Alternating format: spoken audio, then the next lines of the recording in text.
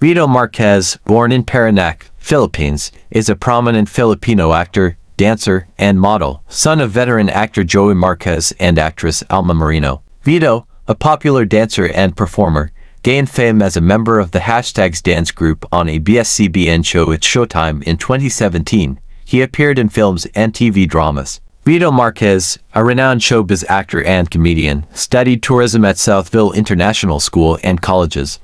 He is known for his dance roles on It's Showtime and his roles in youth-oriented and romantic films. Vito's approachable and cheerful personality endears him to fans.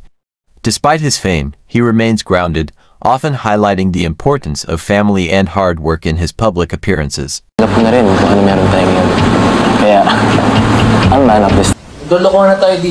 na natin to. Kausapin natin siya, bigyan ng final test.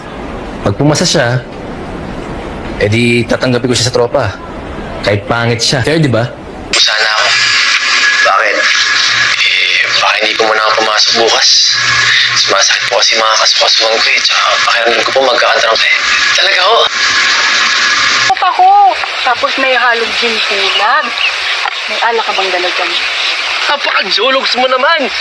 Grabe. Ano ba? Di ba ginagawa? May kikwento. Ganon. Sige. Oo. Pag binuntis mo ako, ituro mo yan sa mga anak natin. Para hindi na ako lumabas, no? Mahal-mahal kaya niyan sa labas. Buntis agad? Oo. Di ba pwedeng... Ngayon na. Hire? Mag-resign ka na ba, Charles? Ano bang trip nyo? Alam din naman may diferensya yung tao. Saan ka pa?